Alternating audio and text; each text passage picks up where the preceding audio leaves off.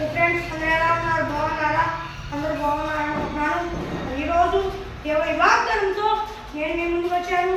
ఈరోజు దేవుని వాగ్దానము ఇర్మియా గ్రంథము 16వ అధ్యాయము 19వ వచనం. యెహోవా నా బలమా, నా దుర్గమా, ఆపత్కాలమందు నా ఆశ్రయమా.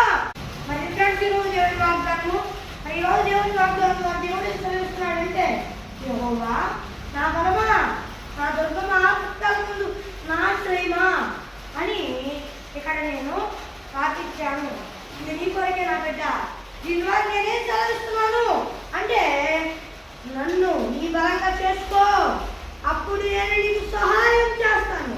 నన్ను నీ దుర్గంగా చేసుకో, నేను నీకు సహాయం చేస్తాను. ఆపత్కాలమందు ఆశ్రయానికి ఎవరు రారు?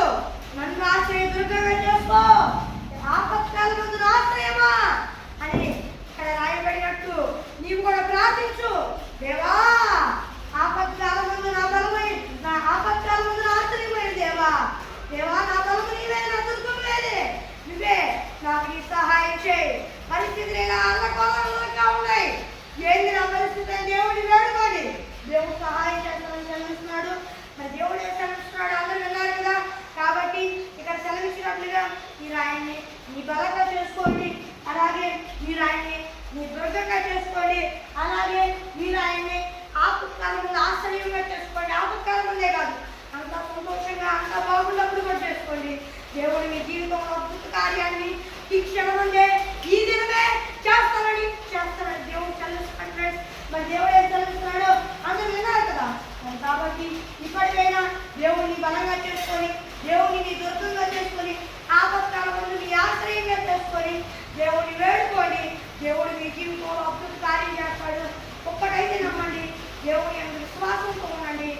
కొన్ని ఇబ్బందికరమైన పరిస్థితులు రావచ్చేమో, పాపం చేయకపోతే ఇప్పుడు మనకి పని అవ్వదు అని మీరు అనాల్సిన పరిస్థితులు వస్తాయేమో, కానీ మీరు ఒక్కటి గుర్తుపెట్టుకోండి, పాపం చేస్తే పని అవ్వదు అట్లాంటి పరిస్థితి ఉన్నామో, కానీ మీరు పాపం చేయలేకపోయినప్పుడు దేవుడు చదువుతున్నాడు ఏమంటే, ఆ బిడ్డ నువ్వు పాపం చేస్తే నేను నీకు బలంగా ఉండను, నేను నీకు దుర్గంగా ఉండను, నేను నీకు ఆపత్కాలంలో ఆశ్రయంగా ఉండను ఆ బిడ్డ అని మరి దేవుడు చదివిస్తున్నాడు. ఫ్రెండ్స్ మరి దేవుడు ఏం చదివిస్తున్నాడు విన్నారు కదా.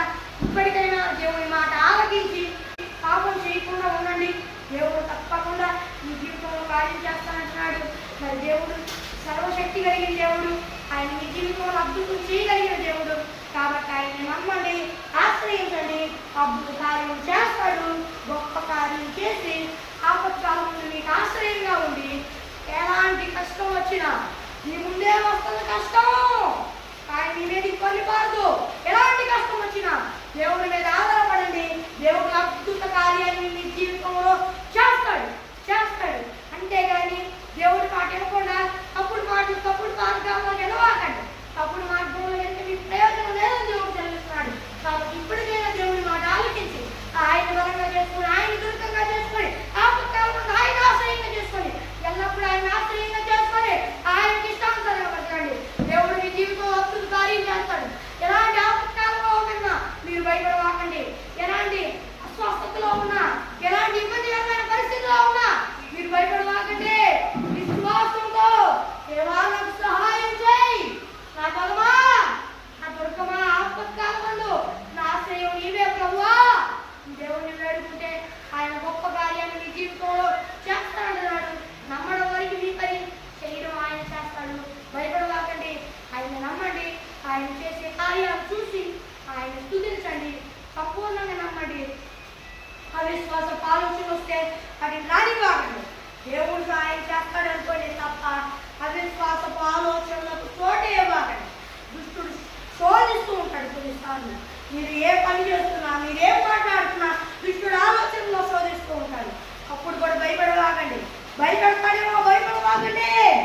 ఆయన్ని బలంగా, ఆయన్ని దుర్గంగా, ఆపత్కాలంలో ఆయన ఆశ్రయంగా, అంతా బాగున్నప్పుడు కూడా ఆయన ఆశ్రయంగా చేసుకొని ఆయనకి ఇష్టానుసారంగా బతికి, అయ్యా నా పాపాలను క్షమించి పరిశుద్ధుడిగా చేయి, ఈ నవదేవులోకి రా, ఈ ఆత్మతో నింపయ్యా అని దేవుడిని వేడుకోండి.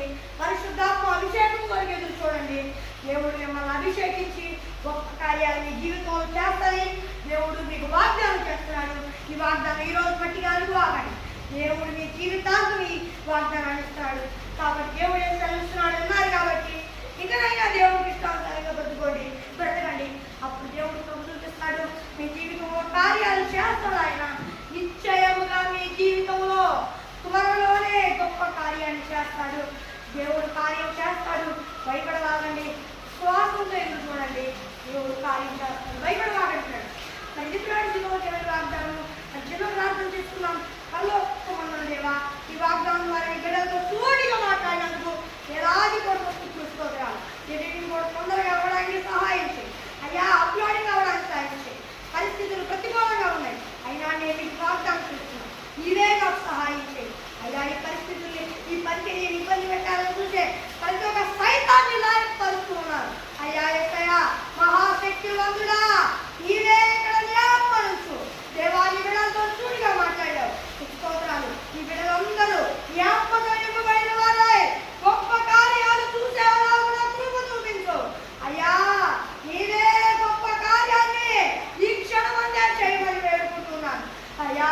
మరి వాగ్దానం చూసిన వాళ్ళందరూ ఈ భూలోకంలో ఉన్న వాళ్ళందరూ నిన్ను నమ్ముకోవాలి. మానవత్వ పశ్చాత్తాపం పొందుకోవాలి. బాప్తిజం తీసుకోవాలి దేవా. యేసయ్యా గొప్ప దేవా, రక్షణ పొందుకోవాలి దేవా. నీ ఆత్మను పొందుకొని నీ ఆత్మ చేత అభిషేకింపబడి రక్షణ పొందుకున్న మరలా దారి తగ్గితే మరలా దేవా యేసయ్యా వారు మనసు పశ్చాత్తాపం పొందుకొని రక్షణ పొందుకొని దేవా యేసయ్యా నీ పరిశుద్ధాత్మ అభిషేకం పొందుకోవాలి దేవా. పైన నీ పరిశుద్ధాత్మ వరాలు వారు పరిగ్రహించమని వేడుకుంటూ అన్య భాషలు మాట్లాడాలి. అలాగే అన్ని విషయాల్లో నీ బిడ్డలకి నీ కృప చూపించమని వేడుకుంటూ యేసు నాకు పేరు లభించున్నాడు. నా వ్యవహారం నాకు కళ్యాణం మరి ఫ్రెండ్స్ ఈరోజు వాగ్దానం మరి మీ ప్రార్థన అవసరం కొరకు మరి అందిస్తున్నాం. 916 9600 నెంబర్కి కాల్ చేయండి. మరి ఇంగ్లీష్లో చెప్తాను. +91 6305960089 నెంబర్కి కాల్ చేయండి.